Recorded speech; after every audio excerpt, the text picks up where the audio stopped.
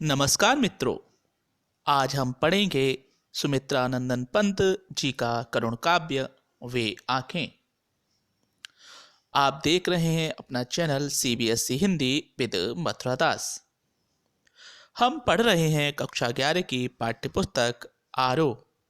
इसके अंतर्गत आज हम इसके चौथे पाठ सुमित्रा नंदन पंत जी का वे आंखें को पढ़ेंगे। तो सबसे पहले देखते हैं लेखक का जीवन परिचय। सुमित्रा नंदन पंत जी का मूल नाम गोसाई दत्त था। आपका जन्म सन 1900 ईस्वी में उत्तराखंड के अल्मोड़ा जिले के कौसानी नामक स्थान पर हुआ। आपकी प्रारंभिक शिक्षा कौसानी से तथा उच्च शिक्षा बनारस और इलाहाबाद में हुई। युवावस्था में पहुंचने पर आप गांधी जी के असहयोग आंदोलन से प्रभावित होकर पढ़ाई बीच में ही छोड़कर स्वतंत्र लेखन करने लगे।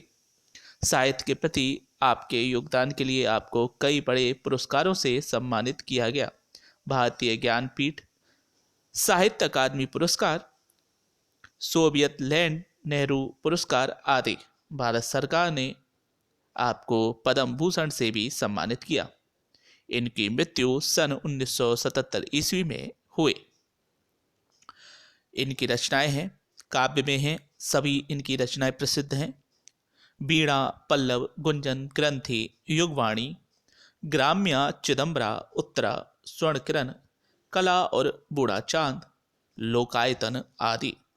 इनके नाटक हैं रजत, रश्मि, शिल्पी, ज्योत्सना आदि।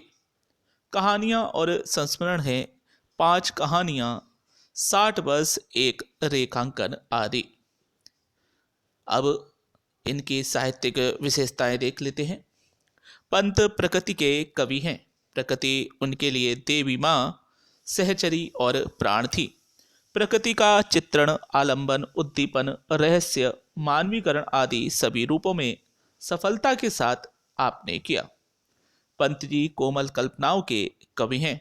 यह कोमलता हमें नारी सौंदर्य निरूपण, प्रकृति के बुद्धि चित्रण, भाव निरूपण, जीवन की विविधताओं के चित्रण, भाषा एवं शब्द चयन और अलंकार व छंद योजना में स्पष्ट देखने को मिलती है।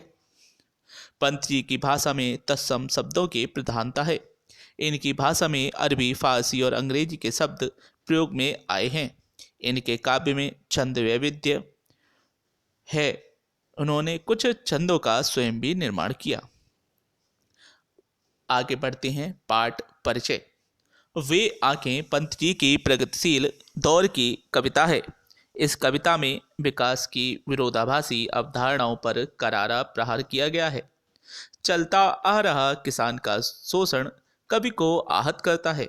प्रस्तुत कविता में कवि ने किसानों के व्यक्तिगत पारिवारिक कष्टों को लोगों के सामने प्रस्तुत किया है और विभाजित समाज की वर्गीय चेतना का चित्रण प्रस्तुत किया है। देखते हैं। पहली पंक्ति से हम प्रारंभ करेंगे। सबसे पहले हम कविता पाठ करेंगे, उसके बाद उसका प्रसंग और फिर व्याख्या। अंधकार की गुहा सरीखी उन आंखों से डरता है मन, भरा दूर तक उनमें दारुण दैन्य दुख का नीरव रोदन। वह स्वाधीन किसान रहा अभिमान भरा आंखों में इसका, छोड़ उसे मझधार आज संसार कगार सदृश वह किसका। तो इसका प्रसंग पढ़ते हैं। जो प्रसंग हम लिखते हैं वह इस प्रकार लिखेंगे। प्रस्तुत काव्यांश पाठ्य पुस्तक आरोह भाग 1 में संकलित कविता वे आंखें से लिया गया है। इसके रचयिता सुमित्रा नंदन पंत जी हैं। इस कविता में भारतीय किसान के शोषण व दयनीय दशा का वर्णन किया गया है। इसकी व्याख्या देखते हैं। कवि कहता है कि शोषित किसान की गड्ढों में धसी हुई आंखें अंधेरी गुफा के समान दिखती है, जिसे देखकर मन में अज्ञात भय होता है। ऐसा लगता है कि इनमें बहुत कष्टप्रद दयनीयता व दुख का मौन रुदन भरा हुआ है। उसकी आंखें भयानक गरीबी का दुख प्रदर्शित करती है। किसान का गुजरा समय अच्छा था, वह स्वाधीन था, उसके पास अपना खेत था, उसकी आंखों में स्वाभिमान था, परंतु आज वह अकेला पड़ गया है। संसार ने उसे समस्याओं के बीच में अकेला छोड़ दिया है। अगला पढ़ेंगे। अब अ, इसका जो प्रसंग है वह सभी में समान रहना है, क्योंकि भारतीय किसान के शोषण व दयनीयता का जो जो दशा है उसका वर्णन किया गया है सभी में, सभी जो अंश हैं इसके। इसलिए प्रसंग हम समान रखेंगे। आगे से सिर्फ पंक्तियां और व्याख्या पढ़ेंगे। तो पढ़ते हैं।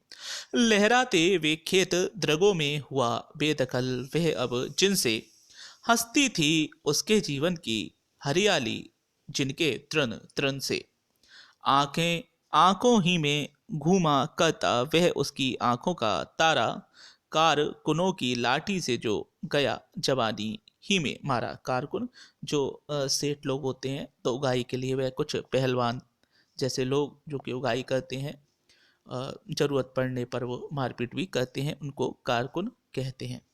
तो इसकी व्याख्या देखते हैं। किसान अपने स्वर्णिम अतीत की याद करता है। उसके समक्ष उसे अपने लहलहाते खेत नजर आते हैं, जिनसे अब उसे बेदखल कर दिया गया है। जमींदार ने उसकी जमीन हड़प ली है। कभी इन खेतों के तिनके की लहराती थी और किसान के जीवन को सुखमय बनाती थी, लेकिन आज वह सब कुछ खत्म हो गया है। किसान की आंखों के सामने उसके प्यारे पुत्र का चित्र घूमता रहता है। उसे वह दुखद घटना याद आती है जब उसके जवान बेटे को जमींदार के कारिंदों ने लाठियों से पीट पीट कर मार डाला था। अगला अगला पद। बिका दिया घर द्वार महाजन ने, न ब्याज की कौड़ी छोड़ी, रह रहे आंखों में चुभती वे कुर्क हुई बरधों की जोड़ी। उजरी उसके सिवा किसे कब पास तुहाने आने देती, आंखों में नाचा करती उजड़ गई जो सुख की खेती। व्याख्या देखते हैं।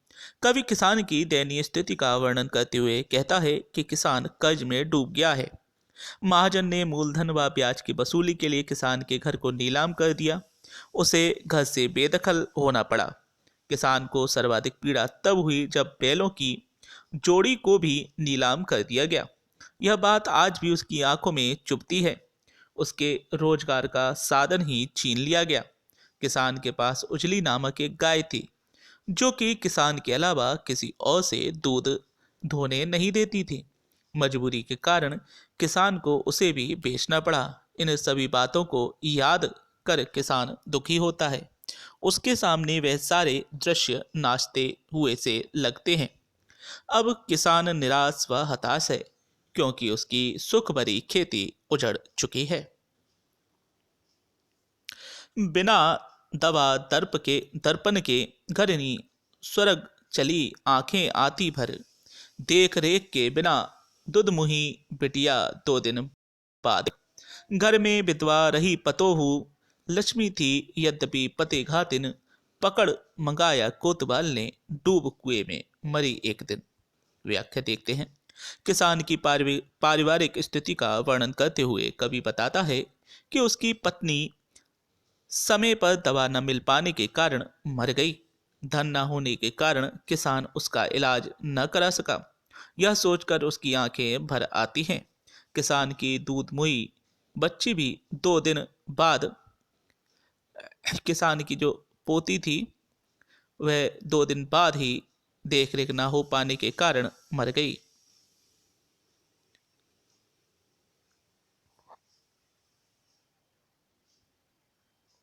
इसमें थोड़ी सी त्रुटि है। यह उसकी स्वयं की पुत्री है। पत्नी मर गई थी, इस कारण से उसकी जो छोटी पुत्री थी वह 2 दिन के बाद मर गई। किसान के घर में अब उसकी विधवा पुत्रवधू बची हुई है, जिसका नाम लक्ष्मी है, परंतु समाज उसे पति को मारने वाला मानता है। एक दिन कोतवाल ने उसकी पुत्रवधू के साथ अनाचार किया। लज्जा के कारण उसने कुएं में कूदकर आत्महत्या कर ली। इस प्रकार किसान का पूरा परिवार ही बिखर गया। आगे है। खैर पैर की जूती जोरू न सही एक दूसरी आती, पर जवान लड़के की सुध कर सांप लौटते फटती छाती। पिछले सुख की स्मृति आंखों में क्षण भर एक चमक है लाती, तुरंत तुरंत शून्य में गड़ वह चितवन, तीखी नोक सदृश बन जाती। व्याख्या है, किसान को अपनी पत्नी के मरने पर कोई विशेष शोक नहीं है। ग्रामीण मान्यताओं के अनुसार किसान उसे जूती के समान मानता था। यदि एक नहीं रहती तो दूसरी से विवाह करके लाया जा सकता था, परंतु उसके जवान बेटे की याद आने पर उसे बहुत अधिक कष्ट होता है। उसकी छाती पर सांप लौट जाते हैं और छाती फटने लगती है। दुख के कारण छाती फटने लगती है, यह एक मुहावरा है। उसे अपने बेटे की मृत्यु का असहनीय कष्ट है। किसान जब अपनी खुशहाली के दिन याद करता है तो उसकी आंखें क्षण भर के लिए चमकती हैं, परंतु अगले क्षण वर्तमान में झांक कर देखता है तो उसकी नजर शून्य में अटक कर रह जाती है। वह विचार शून्य होकर देखता है तो उसकी नजर तीखी नोक के समान चुभने वाली हो जाती है। तो यह था पाठ। पाठ के 5 अंश थे। इन सबको हमने पढ़ा, प्रसंग देखा और इसकी व्याख्या भी देखी। अब इसके जो कठिन शब्द हैं, शब्द छवि इनको कहते हैं। ये जो कठिन कठिन शब्द हैं उनको देख लेते हैं। सरीखी अर्थात समान, दारुण माने घोर, निर्दय या कठोर, चितवन माने दृष्टि, बेदखल कर देना माने हिस्सेदारी से अलग करना, कारकुन अर्थात जमींदारों के कारिंदे, कुर्क माने नीलामी, बर्धो माने बैलों, घरनी माने घरवाली अर्थात पत्नी। इसके बाद देखते हैं कि इसमें क्या विशेषता है इन पंक्तियों में। इनकी भाषा संस्कृत निष्ठ खड़ी बोली है। भाषा में लाक्षणिकता है। उपमा, पुनरुक्ति, प्रकाश, अनुप्रास अलंकार का प्रयोग हुआ है। ग्रामीण परिवेश साकार हो उठा है। किसान की उपेक्षा, शोषण, लाचारी, जमींदारों व महाजनों का अत्याचार आदि का सजीव चित्रण हुआ है। सांप लौटना, छाती फटना, पैर की जूती होना आदि मुहावरों के प्रयोग ने भाषा को प्रभावशाली बना दिया है। तो यह था आज का पाठ वे आंखें। आप देख रहे थे CBS हिंदी विद मथुरा दास। हमारे साथ ऐसे ही बने रहिए और हमारे इस वीडियो को अगर आपको अच्छा लगा है तो लाइक कीजिए, शेयर कीजिए। आगे फिर मिलेंगे अगले वीडियो के साथ। नमस्कार।